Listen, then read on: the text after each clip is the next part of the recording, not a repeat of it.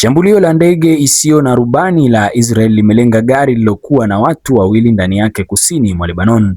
Kwa mujibu wa shirika la habari la taifa la Lebanon NNA, taarifa hiyo imesema gari hilo lilipigwa moja kwa moja, huku maelezo kuhusu utambulisho waliokuwemo yakiendelea kufuatiliwa.